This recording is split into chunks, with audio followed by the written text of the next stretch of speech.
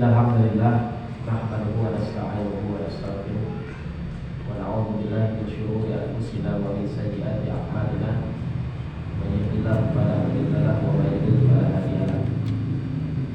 Asyhadu an la ilaha illallah wahdahu la syarika lah wa asyhadu anna Muhammadar Rasulullah. Hadirin rahimani wa rahimakumullah. Alhamdulillah pada kesempatan ini kita masih diberikan kesehatan oleh Allah Subhanahu wa taala, kesempatan yang mana kenikmatan tersebut kita gunakan dalam beramal saleh. Di antaranya adalah menghadiri majelis ilmu, membaca kitabullah, bertadarus, yang insya Allah kita akan membahas tadabbur surat Asy-Syams,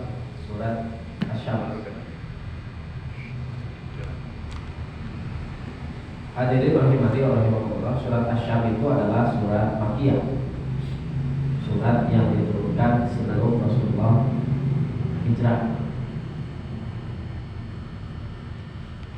Nah ini surat Syams ieu teh mangrumpikeun surat anu ponok sa Rasulullah. Bukan saluran. Saluran ponok kana dibaca. Ponok saluran. Tapi biasana di Indonesia mah makmum teh pamili imaman ku surat ieu asalami.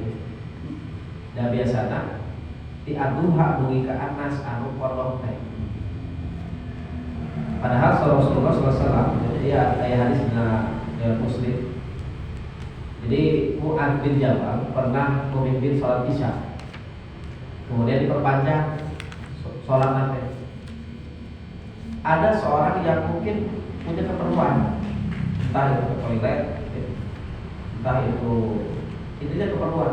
Kemudian dia mau memisahkan ini karena dipanjang tering sholatnya. Nah, kemudian dia istilahnya mufaroqah, ya, memisahkan diri sholat munfarid. Apakah itu diperbolehkan dalam fikih? Diperbolehkan. Kalau misalkan itu kita sangat butuh. Ya. Kalau misalkan kita tidak meninggalkan sholat tersebut, itu madharat bagi kita. Misal ingin ke toilet, ya harus dibatalkan. Misal ingin buang air kecil, buang air besar, otomatis harus dibatalkan. Atau misalkan takut ketinggalan pesawat misalkan, hari ini kan ada pesawat terbang gitu ya, sholat subuh misalkan, sedangkan pesawat sebentar lagi jalan, maka kita boleh. Kalau misalkan dirasa imam ini panjang, terlalu panjang, dalilnya mana? Dalilnya ini. Maka dikatakan kepada Mu'adz, wahai Mu'adz, cenah eta aya jelema cenah kaluar dina salat pas ajeun janten imam. Maka kata Mu'adz apa? Kata Mu'adz, innahu munafiq. Wah, eta mau jalur munafik gitu, soal Mu'adz. Maka tatkala perkataan Mu'adz sampai kepada orang apa? Tatkala kisah ini sampai kepada Rasulullah SAW, maka Rasulullah SAW menasihati Mu'adz, ditegur Mu'adz deh, ya. Aturidu an takuna fatanan ya Mu'adz, ada ente rek yang fitnah Mu'adz, ya. Apakah kamu akan membuat fitnah? Ini dia orang Islam, disebut orang munafik. Maka kata Rasulullah, jika engkau menjadi sholat, idza ababtan nas, jika engkau menjadi sholat, faqra bisyams wa duha. Bacalah surat wasyamsi wa duha, atau wasabbihis marabbikal a'la. Baca surat sabbihis marabbikal a'la, atau baca waqra bismi rabbika. Baca surat al-alaq, wal laili idza yaghsha. Baca surat al-lail. Nah, itu surat-surat anu ponok gitu ya. Hadis ulama masih kena kepanjangan biasanya ya. Al-lail, asy-syams gitu. Ulama ponoknya al-asr. Tapi itu serius. Maka hendaknya seorang imam itu memperhatikan makmumnya, ya, memperhatikan makmumnya. Hadirin rahimani wa rahimakumullah. Allah Subhanahu wa taala berfirman, "A'udzubillahi minasyaitonir rajim. Bismillahirrahmanirrahim. Wasyamsi wa duhaha." Demi matahari dan sinarnya pada pagi hari. Wasyamsi wa duhaha. Ini matahari ini merupakan benda langit makhluk Allah yang besar, yang tidak pernah berhenti menyinari manusia, menyinari bumi. Tidak pernah berhenti. Berapa tahun? Ribuan tahun, jutaan tahun. Dan Allah Subhanahu wa taala menyebutkan ini dalam ayatnya sebagai keagungan, bahwa Allah adalah Maha Besar. Kenapa Allah Maha Besar? Karena lihat ciptaannya pun luar biasa besar. Asyams, matahari. Wa duhaha, dan sinarnya pada pagi hari, yang mana ini pernah disinggung di surat Ad-Duha, bahwa ketika sinarnya di pagi hari ini ada syariat sholat duha, sholat sunat duha, yang mana orang-orang ketika beraktivitas, ketika sibuk-sibuknya, ada orang yang menyempatkan diri untuk sholat 2 rakaat atau 4 rakaat, maka orang itu adalah orang yang beruntung, orang yang akan Allah Subhanahu wa taala muliakan. Kemudian Allah Subhanahu wa taala berfirman, wal qamari idza talaha. Nah, Allah sebutkan ini benda-benda langit, matahari, kemudian ayat 2, bulan. Wal qamari idza talaha. Demi bulan apabila mengiringinya. Di antara tanda-tanda dari tanda-tanda kekuasaan Allah Subhanahu wa taala, yakni matahari dan bulan. Dengan adanya matahari dan bulan, kita bisa melakukan perhitungan hisab, kapan bulan Ramadan, kapan mulai Ramadan, kapan mulai Syawal, kapan kita sholat maghrib, sholat isya, sholat subuh. Itu karena ada peredaran matahari dan bulan. Dan dia taat pada Allah Subhanahu wa taala, tidak keluar dari orbitnya, tidak keluar dari jalur matahari dan bulan. Taat sampai kapan? Sampai Allah tentukan kehancurannya. Kemudian kata Allah Subhanahu wa taala, "Wan nahari idza jallaha." Demi siang apabila menampakkan. Siang ini terjadi karena apa? Ya, karena ada matahari. Kalau tidak ada matahari, maka tidak akan ada siang. Maka ini merupakan tanda kekuasaan Allah Subhanahu wa taala. Kemudian kata Allah, "Wal laili idza yaghshaha." Demi malam apabila menutupinya. Adanya siang, adanya malam. Di juz amma ini banyak dijelaskan tentang pergantian siang dan malam, dengan disebutkan demi siang, demi malam. Kenapa malam? Si gayana gitu. Poek. Karena matahari tidak ada. Karena maksudnya cahaya matahari tidak, matahari tetap ada. Cuma karena bumi putar, maka cahaya matahari tidak ada. Adanya di mana? Adanya di negara lain. Umpamanya di barat, di Eropa, adanya di sana. Karena bedanya kan beberapa jam dengan kita. Itu di antara kekuasaan Allah Subhanahu. Kemudian Allah Subhanahu wa taala menyatakan was-sama wa ma banaha. Ini sumpah Allah. Yang kelima, was-sama'i. Di antara tanda fungsi dari waw itu diantaranya adalah qasam. Dia itu mengkasrahkan. Kalau kasrah berarti wawunya itu adalah waw sumpah, waw qasam. Allah bersumpah dengan nama langit, wa ma banaha, dan pembangunannya. Nama di dita ayat 2. Ayat nunamina ma masdariyah. Ayat oke, nunamina ma mausulah. Nah, ayat ma masdariyah. Ma masdariyah itu artinya seperti ini. Demi langit dan demi bangunan langit yang begitu kokoh. Jadi yang kokohnya itu langit. Ma masdariyah. Jadi kembali lagi ke langit. Tapi kalau diartikan mausulah, ya, Karena ma ini fungsinya bisa bermakna mausulah. Mausulah teh alladzi ya. Was-sama'i walladzi banaha gitu ya. Bisa diartikan seperti itu. Jadi mau dihapuskan kumaha? Demi langit dan demi yang menegakkan langit. Saat menegakkan langit nyata Allah Subhanahu wa taala. Jadi bisa kokoh itu langitnya, bisa yang kokoh itu adalah yang menegakkannya, yakni Allah Subhanahu wa taala. Kalau dilihat kan langit tidak ada pihak. Dan ketika kita keluar, yang pertama kita lihat ke atas itu langit. Tidak ada yang lain. Dimanapun ya, kapanpun kita berada ya. Ketika masuk rumah ya tidak kelihatan langitnya. Tapi ketika keluar, dimanapun kita berada, pasti langit itu akan mengikuti. Karena langit ini adalah makhluk yang Allah ciptakan yang besar, yang terbesar. Jadi makhluk Allah yang terbesar, yakni langit yang tanpa pihak. Namun bangunan akan kedang kaget pihak. Tapi memang ada sebagian ulama yang mengatakan langit ya tihakan cuma digoibkan oleh Allah Subhanahu wa taala. Tapi pendapat yang lain yang dinyatakan bahwa langit tidak ada pihak. Langit tidak ada pihak. Kenapa? Ini dalilnya. Was-sama'i wa ma banaha. Demi langit dan pembangunannya atau pembinaannya yang kokoh. Yang kokoh tanpa pihak bisa berdiri. Kapan langit itu akan runtuh? Idza sama'u fatarat, idza sama'u syaqqat.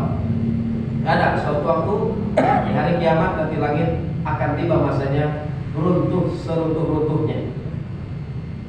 Hadirin rahimani wa rahimakumullah. Kemudian Allah Subhanahu wa taala menyatakan dalam ayat masih bersumpah wal ardi, demi bumi, wa ma tahaha, dan penghamparannya. Jadi kita bisa duduk, bisa bangun rumah, biasa bercocok tanam karena bumi dihamparkan. Bisa berdiri, bisa berlari dengan layak gitu. Kenapa? Karena bumi dihamparkan oleh Allah Subhanahu wa taala. Untuk apa? Ya untuk manusia, untuk makhluknya, untuk beraktivitas. Tentunya untuk beribadah, agar nyaman beribadahnya. Pamit ayat bumi ya, bagaimana caranya beribadah, sedangkan Allah menciptakan kita hanya untuk beribadah. Kemudian sumpah Allah yang selanjutnya yang ketujuh, wa nafsin wa ma sawwaha, demi jiwa serta penyempurnaan ciptaannya. Nah ini sumpah-sumpah yang Allah sebutkan ya, kalau tadi benda-benda langit ya, kemudian kekuasaan Allah berupa siang dan malam. Nah ini Allah sebutkan jiwa, wa nafsi wa ma sawwaha. Jiwa, maksudnya jiwa manusia. Yang mana Allah Subhanahu wa taala kan Subhanahu wa taala sempurnakan ya ciptaannya. Ya Allah Subhanahu wa taala sempurnakan bentuknya. Makanya ada yang bertanya kepada Nabi Muhammad SAW dalam surat Al-Isra ayat menaros karena tidak. Wa yas'alunaka 'anil ruh. Dan mereka bertanya kepada Muhammad tentang ruh. Nabi Muhammad tidak bisa asbur gitu ya, asal bicara asal bunyi gitu ya. Ketika para sahabat ditanya pun ketika tidak tahu, banyak sahabat itu ketika ditanya tidak tahu, Allah wa Rasuluhu a'lam. Allah dan Rasulnya yang paling tahu. Tapi ayat nama asa gengsi gitu nya ayat ditaros penting terang gitu ya. Padahal mau misalkan terang, bilang saja tidak tahu. Nah, maka Rasulullah pun dia sampai turun ayat. Biasanya kalau Rasulullah diam ya berarti tidak ada wahyu. Nah, maka ketika ditanyakan ruh itu tidak tahu Rasul. Kemudian turun ayat Al-Isra 85. Wa yas'alunaka 'anil ruh. Mereka bertanya kepada Muhammad tentang ruh. Qul, katakan Muhammad, katakan ar-ruhu min amri rabbi. Ruh itu termasuk urusan Tuhanku. Wa ma utitu minal ilmi illa qalila. Sedangkan kamu tidak diberikan pengetahuan kecuali hanya sedikit. Nah, jadi jiwa itu atau ruh ya, itu tidak bisa diketahui hakikat. Cuman memang ada sifatnya, sifat dari jiwa. Kumaha sifat dari jiwa? Jiwa itu bolak-balik. Jiwa itu kadang naik, kadang turun, bolak-balik. Bagaimana yang disampaikan oleh Nabi Muhammad dengan perkataan yang lain, dengan doa yang diungkapkan ya muqallibal qulub tsabbit qalbi ala dinik, bahwa kita berdoa pada Allah agar hati kita, jiwa kita, ya, bukan hati secara fisik, tapi jiwa yang dimaksud. Kumaha perhatikan, mudirroh bin amin robi, balik ke Allah Subhanahu Wa Taala. Etama urusan Allah. Cuma yang namanya jiwa itu bolak-balik. Makanya kita selalu berdoa supaya hati kita selalu dikokohkan, ditegakkan di atas agama Allah. Nah, kemudian Allah Subhanahu Wa Taala sebutkan tentang jiwa ini. Fa'alhamaha fujuraha wa taqwaha. Maka dia mengilhamkan kepadanya, maksudnya kepada jiwa tersebut yang sudah disempurnakan ciptaannya. Apa? Fujuraha, jalan kejahatan, wa taqwaha, jalan ketakwaan. Hadirin rahimani rahimakumullah. Kalau diibaratkan gitu ya.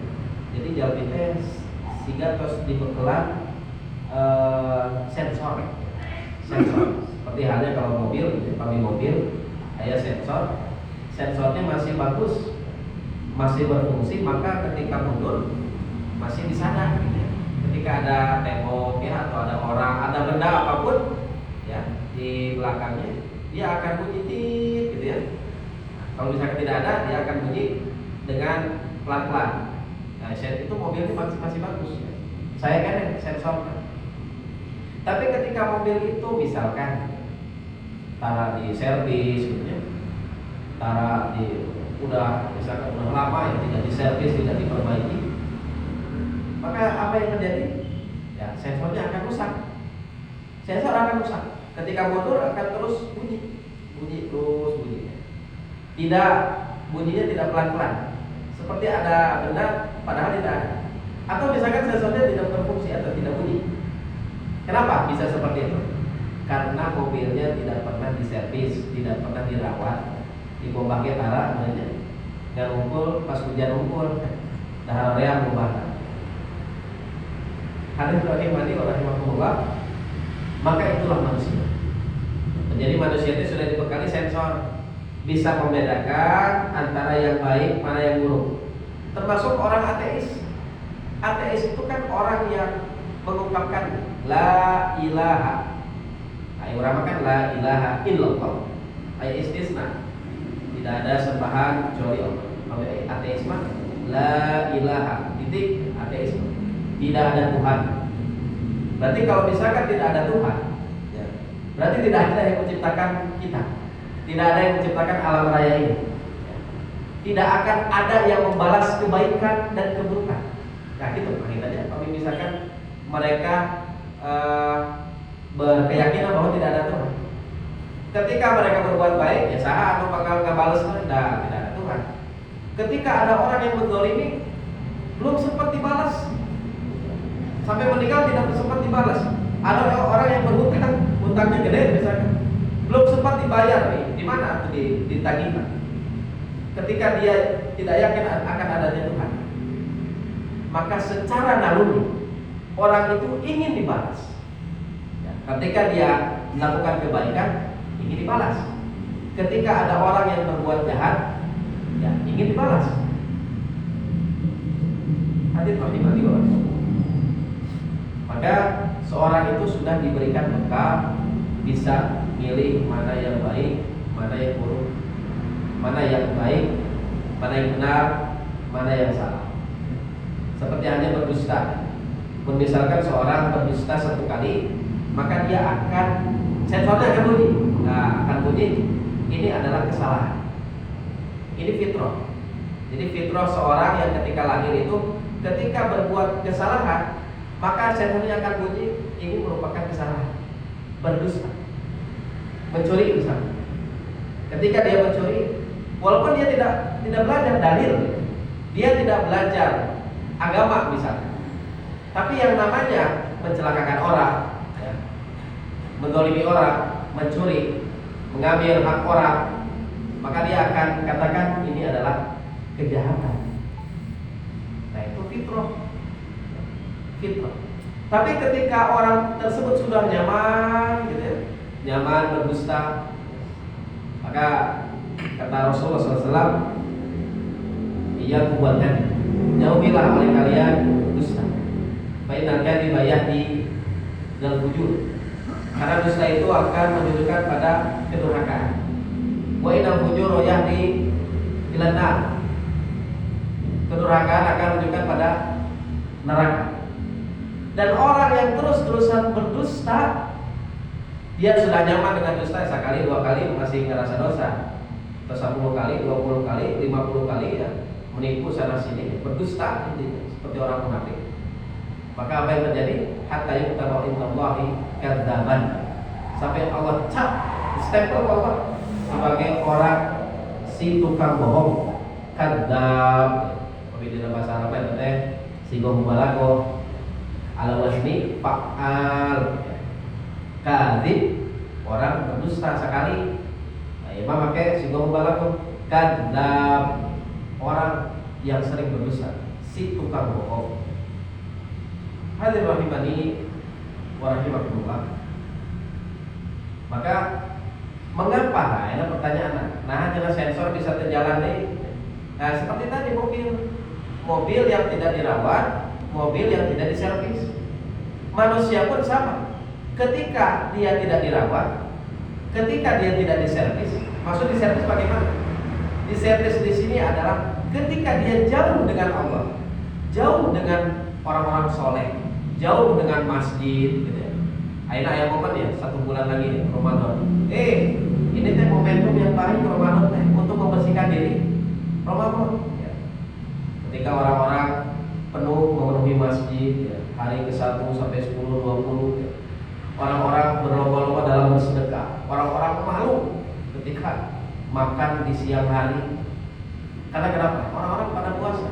Luar biasa momentum yang baik. Tapi ada orang yang mengabaikan momentum tersebut. Ya, kumaha caranya diservis gitu. Cara menservis diri, cara menyiram supaya dia tetap terawat.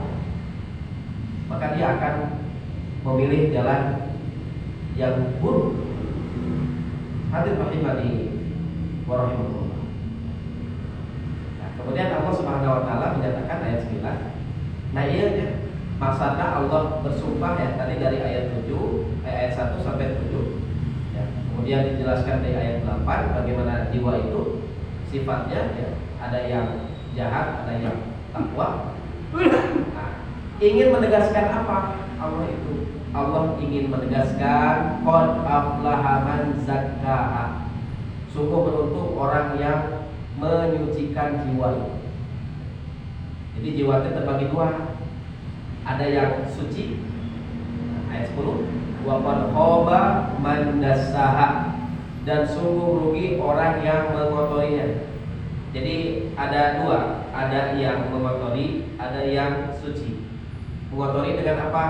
Tadi dengan maksiat, dengan penyakit jiwa, penyakit hati. Namanya penyakit hati teh biasanya riya. Penyakit hati riya. Ingin dilihat oleh orang lain, ingin dinilai oleh makhluk. Dia sholat, dia melakukan amal soleh, itu li ajril makhluk, bukan li ajril khaliq. Untuk mendapat penilaian dari makhluk, bukan dapat penilaian dari Allah. Tidak ikhlas kata Allah. Artinya nah ini cenah anu mengotori jiwanya teh diantaranya hasad. Min syarri hasidin idza hasad. Kita berlindung pada Allah dari kejahatan hasad. Apabila kejahatan orang yang hasad, apabila dia hasad. Umat Rasulullah iyyakum wal hasad. Jauhi oleh kalian naon cenah al hasad, iri hati, dengki. Fa inna iyyakum wal hasad. Jauhilah oleh kalian hasad. Sebagaimana hasad itu akan memakan amal soleh. Fa innal hasada ya'kulul hasanah. Karena hasad itu akan memakan amal solehnya. Lebar katanya. Sudah capek-capek sholat, capek-capek infak, capek-capek puasa, ada iri hati, penyakit, kotor hatinya. maka akan habis dimakan oleh hasad. Kama ta'kulun narul hathara, sebagaimana api yang memakan kayu bakar, lenyap habis. Habis. Bagaimana siapa yang contohnya dalam Quran? Contoh orang hasad. Contoh orang hasad diantaranya itu saudaranya Yusuf. Saudara Yusuf. Cuman yang namanya Quran ini tidak ingin menyebutkan aib seseorang. Lihat saja. Di Quran tidak ada satupun nama asli yang disebutkan aib. Nah, cerita Fir'aun, Qarun itu disebutkan, bukan. Itu adalah julukan. Fir'aun itu julukan bagi Raja Mesir. Qarun itu julukan. Abu Lahab itu julukan. Quran itu sangat menjaga nama seseorang. Nah, makanya disebutkan di Quran itu yang hasad itu saudaranya Yusuf. Beda dengan di Bible. Kalau di Bible disebutkan nama-namanya. Makanya kadang para ulama tafsir mengutip para Bible. Kenapa dikutip Bible? Kalau ada keselarasan antara Quran dengan Bible, ada keselarasan, bisa diambil. Kenapa kata Rasulullah SAW? Apabila kamu mendapatkan kabar Israiliyat itu adalah kabar dari orang Yahudi dan orang Nasrani, maka jangan dulu ditolak, jangan juga mudah diterima. Dicek dulu, cek dulu. Kalau misalkan ini tidak selaras dengan Quran, ya, bagaimana misalkan di Bible ya saudaranya Yusuf ini di samping Hasan, gitu ya, dia juga berzina dengan menantunya, gitu ya, seperti Yahuda berzina dengan menantunya, itu kan tidak selaras dengan Quran, gitu ya. Bible, Janjian Lama. Apa yang selaras dengan Quran? Ya, para ulama mengambil nama-namanya saja, nama-nama saudaranya Yusuf. Makanya ayat namanya Binyamin, ya, Yahuda, ada yang namanya Lewi dan sebagainya. Cuma Quran ingin mengungkapkan sampel orang hasad itu tidak akan beruntung selamanya. Kan dia saudara Yusuf ini ingin memisahkan antara Yusuf dengan bapaknya. Yang mereka harapkan bapaknya akan memisah yang pada mereka, yang 10 orang ini. Tapi kan pada akhirnya mereka tidak disayang selama berpuluh-puluh tahun. Kenapa?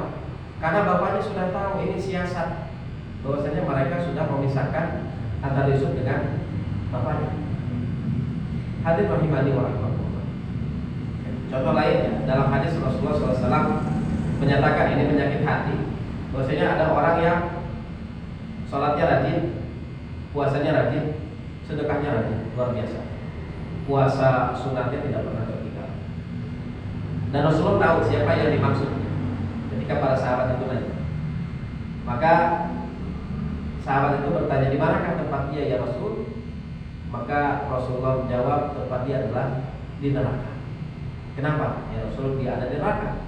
Padahal dia suka sholat, dia puasa, berinfak, karena dia selalu menyakiti hati tetangganya. Menyakiti itu kan mulai awal mulanya dari apa? Dari dengki. Dengki itu bisa dipendam, tapi kita dengki. Nyeri hati kepada mau tinggal si eta benghar misalnya, atau si eta dapat kenikmatan, sakit hati. Yang kedua, dengki itu bisa diekspresikan dengan perilaku, ya, perilaku seperti yang dilakukan oleh saudara Yusuf. Awalnya dengki dipendam, kemudian dilaksanakan atau siasatnya dilakukan dengan memisahkan Yusuf dengan bapaknya. Hadirin rahimani wa rahimakumullah. Nah, ini yang Allah ingin tegaskan, bahwa orang itu bisa beruntung kalau jiwanya disucikan. Disucikan dengan bagaimana? Kalau dalam Al-A'la Allah Subhanahu wa taala sebutkan qad aflaha man tazakka. Sungguh beruntung orang yang telah menyucikan dirinya. Sama, ya. Ini sampai man zakkaha, kalau di sana man tazakka. Bagaimana cara menyucikan diri? Tazkiyatun nafs, gitu ya. Ada yang mengistilahkan tazkiyatun nafs. Wa dzakara asma rabbih fasallata. Menyebut Allah, melibatkan Allah dimanapun dia berada, di toilet, ya, di rumah sakit, di jalan, ketika bekerja, ketika dengan istri, ya, ketika dengan rekan kerja, ketika sendiri melibatkan Allah. Maka tasawuf fasawuf. Kemudian dia mendirikan sholat. Itu di antara tazkiyatun nafs. Hadirin rahimani wa rahimakumullah. Ya. Kata Rasulullah SAW, "Huffatil jannah bil makan." Ai surga teh kena diliputi perkara-perkara anu dibenci oleh apa? Oleh jiwa. Dibenci. Apa yang dibenci? Bangun subuh kan dibenci. Bangun subuh saja banyak orang yang kesiangan. Bisa dihitung ya, di masjid ketika subuh itu berapa jam? Kecuali Masjidil Haram, Masjidil Haram, Masjid Nabawi gitu ya. Nah itu mah berbeda. Benci. Ketika punya uang harus disedekahkan. Kakek-kakek ya jihad. Ya. Pokok di ormas lain makan ayat namina teh zakat profesi. Kami di Persis makan infak saja, tidak ada zakat profesi. Kalau di ormas lain atau di fatwanya Syekh Yusuf Qaradawi itu ada namanya zakat profesi. Jadi sekali gajian dia harus keluarin wajib zakat profesi. Apakah itu tidak dibenci? Dimakan pasti dibenci. Tapi wa uffatinna bisyahwat. Tapi air neraka mah diliputi perkara-perkara yang disukai syahwat. Ya. Walaupun bayar, reksa barangkali elehna judi cenah teh. Bayar teh judi. Eleh wae, tapi terusnya bayar. Canduan. Kenapa? Dia terus-terusan bayar, dia terus-terusan keluarin uang, bahkan gaji dia habis, gaji istri habis, segala dijual.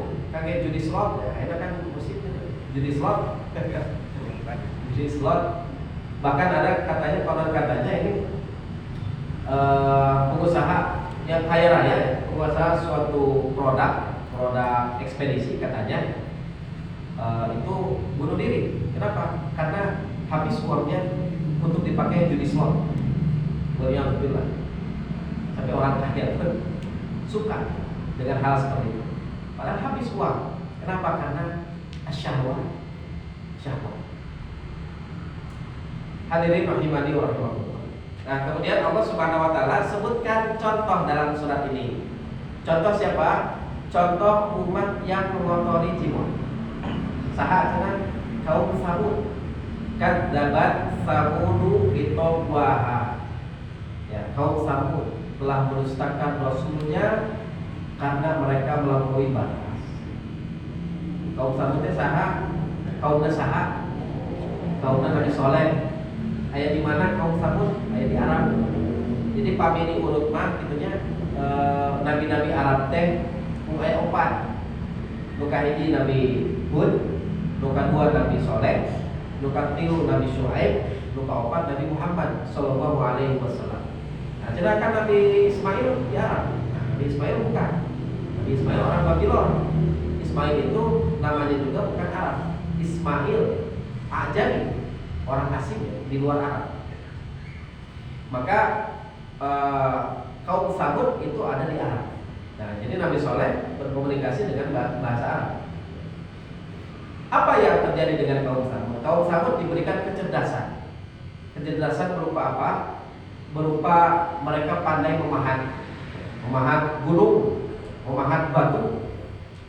Tapi mereka sombong, ujub. Nah ini mengotori diri. Sombong, ujub. Ya. Muncullah Nabi Saleh alaihissalam ingin meluruskan. Cik ulah itu. Diberikan kecerdasan, diberikan potensi, coba bersyukur pada Allah Subhanahu wa taala. Jangan malah musyrik. Nah, sampai mereka melakukan musyrik. Maka ketika mereka terjerumus kepada kemusyrikan, apa yang dilakukan oleh Nabi Saleh? Nabi Saleh terus berdakwah sampai kaum Samud meminta yang aneh. Cik cenah Saleh ai mun bener RTT seorang nabi. Cik sanggup mengeluarkan seekor unta betina tina batu. Jadi batu ya. Batu kan benda alam biasa yang Allah ciptakan. Mereka meminta ingin unta dari batu dikeluarkan. Bahkan bukan sampai sana, tidak sampai sana. Mereka minta untanya yang sudah munting 10 bulan. Kemudian badannya panjang. Jadi kira-kira bisa keluar pun ente benar-benar seorang nabi. Maka yang namanya nabi, nabi berdoa pada Allah Subhanahu wa taala. Yang mana Allah Subhanahu wa taala mendengarkan doa nabinya kemudian mengabulkan. Diberikanlah unta betina keluar dari batu. Dari batu keluar unta betina yang sudah bunting. Dan disebutkan di sana ada perjanjian. Lamun unta iya ayah, kalian harus berikut.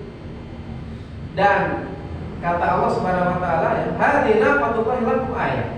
Ieu teh unta betina teh sebagai tanda untukku. Jadi ini kekuasaan Allah Subhanahu wa taala yang mual ayah gitu ya, dengan batu bisa mengeluarkan unta upacara. Maka ada perjanjian di sana. Fadaruha taqul fi ardillah. Atakan unta itu sina makan di bumi Allah. Wala tamassuha bisu. Ulah disakiti, jangan disakiti di unta. Fayakhudzakum adzabun alim. Nanti akibatnya kalau kamu siksa ya, kamu sakiti, kamu dapat siksa yang pedih. Dalam ayat lain disebutkan, qala hadhihi naqah, ini seekor unta betina, laha syirbun wa lakum syirbun. Kata yang cenah, dia ayah hak untuk dapat giliran minum. NTG ayah hak untuk dapat giliran minum. Yaumim ma'lum, pada hari yang ditentukan. Jadi satu hari jatah untuk si unta, satu hari jatah untuk kaum Samud. Dan dia. Tapi dari sana kaum Samud dapat susu yang banyak. Ketika satu hari ini tidak boleh diganggu untuk unta, mereka bisa memeras susu unta itu dengan banyak sekali. Dalam tafsir Qurtubi dijelaskan. Maka akhirnya di antara mereka ada yang punya siasat. Nah, ada sih pada yang sekali. Ya.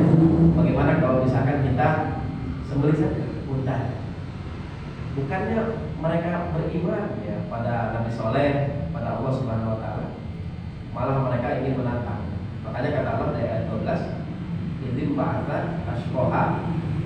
Ketika bangkit orang yang paling celaka di antara mereka. Siapa yang paling celaka? Nah, dijelaskan ya dalam Fathul Bari itu yang pertama kali berdiri untuk membunuh unta tersebut adalah Udar bin Salif. Namanya itu Udar bin Salif. Karena yang pilih Nabiyan Putra, katanya Udar, namanya Udar bin Salif. Ini orang yang paling celaka, Udar bin Salif. Apa yang dilakukannya? Dia adalah orang yang mengeksekusi. Faqaluha.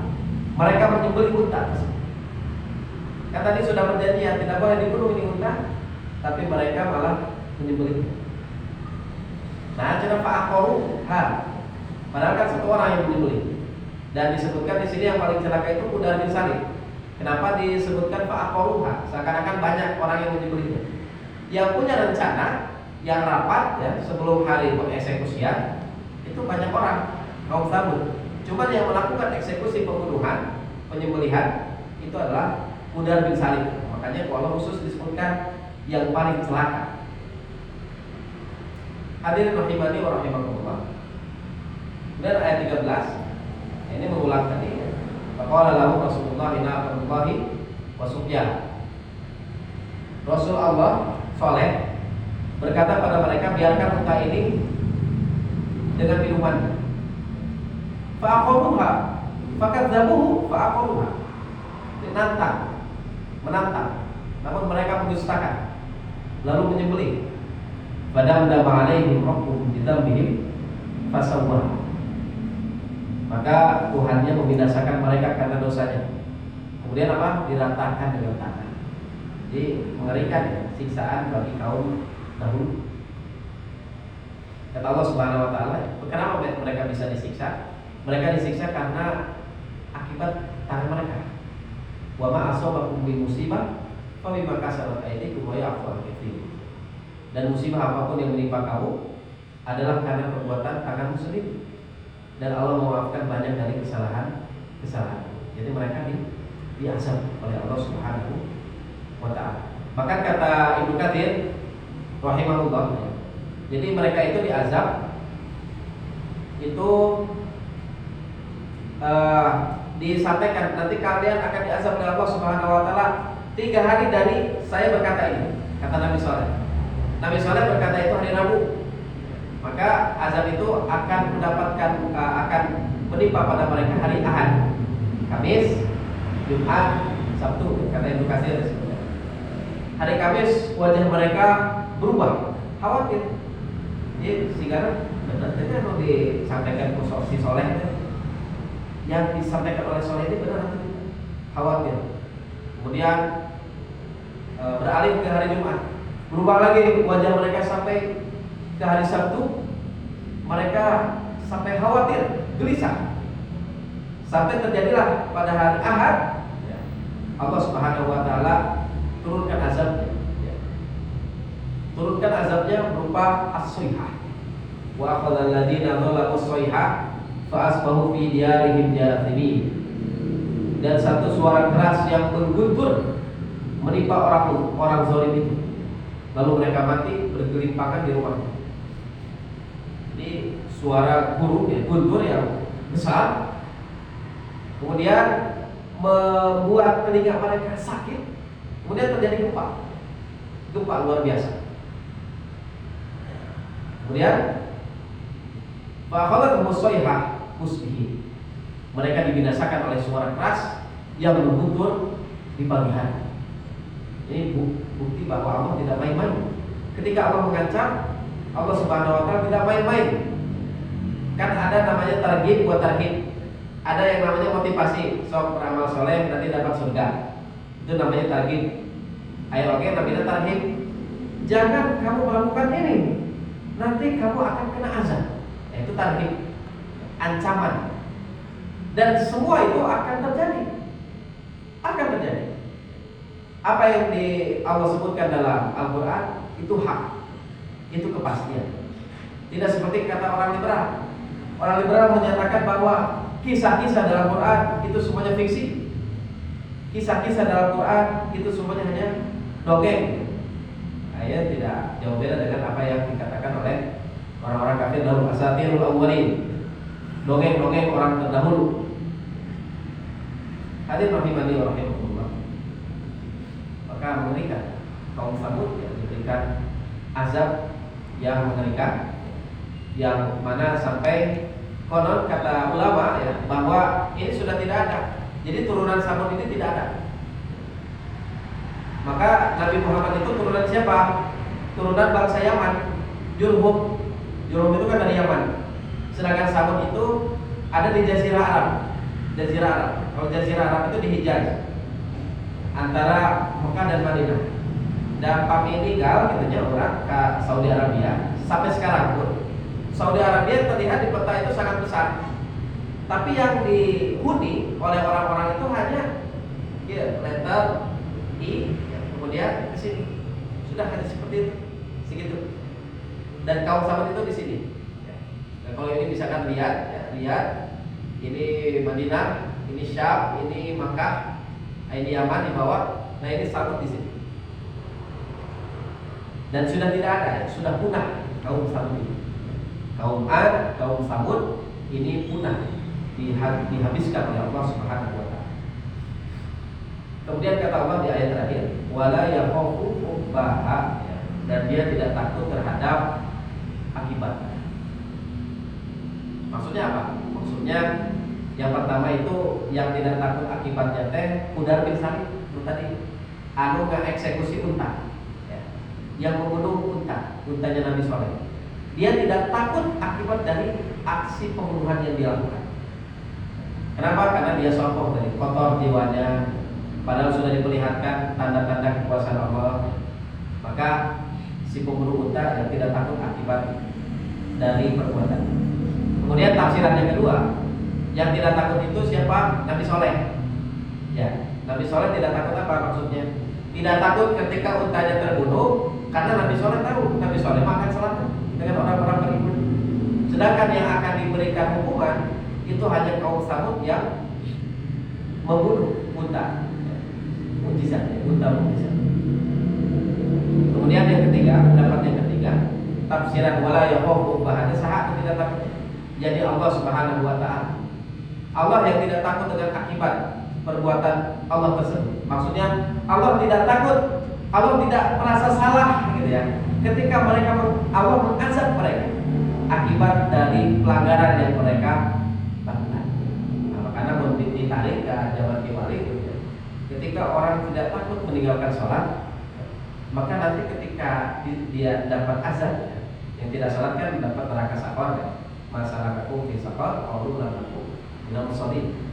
Maka Allah merasa akan tidak salah. Kenapa? Karena mereka masuk ke neraka sakor disebabkan oleh mereka yang tidak sholat. Kemudian apa lagi? Yang masuk ke neraka sakor itu qalu lam nakum minal musallin wa lam nakum ibul miskin. Mereka tidak pernah memberikan ya sebagian rezeki kepada fakir miskin, ya, zakatnya tidak mau diberikan. Wa kunna nukadzibu biyaumiddin, di yang keempat. Mereka mendustakan hari pembalasan. Ketika mereka lakukan itu, Allah tidak akan mereka akan lepas ya. Maksudnya mereka tidak akan punya alasan. Kenapa Allah menyiksa? Ya mereka akan sadar bahwa ini diantara sebab perbuatan mereka. Hadirin rahimani wa rahmatullah. Maka ini diantara tafsir surat Asy-Syams bahwa Allah ingin menegaskan dengan sumpahnya ini tentang jiwa. Jiwa ini bisa kotor, bisa suci, tergantung orangnya. Orangnya mau memilih jalan ketakwaan atau milih jalan kefajiran atau kedurhakaan. Jangan seperti kaum Tsamud gitu ya. Kaum Tsamud milih jalan yang kotor, mengotori jiwa. Tapi lihatlah orang-orang yang beriman, yang tegar di atas agama Islam. Ya, yang walaupun perih gitu ya, walaupun ketika dilihat ya membisul galau makan yang tidak disukai dilakukan gitu ya terus menerus. Seperti sekarang majelis ilmu. Majelis ilmu itu kan suatu hal yang berapa orang yang mau gitu mengkaji Al-Qur'an. Tapi untuk hal-hal yang berbau syahwat, orang-orang tidak perlu ditanya. Bahkan untuk syahwat yang bernilai besar pun mereka berani untuk membuat. Mudah-mudahan kita termasuk orang-orang yang jiwanya suci, tidak kotor. Amin. Saat itu panggilan anu biasa diberikan qul hadza wa astaghfirullahaladzim wa lakum subhanakallahumma wa bihamdika asyhadu an la ilaha illa anta astaghfiruka wa atubu ilaik. Assalamualaikum warahmatullahi wabarakatuh.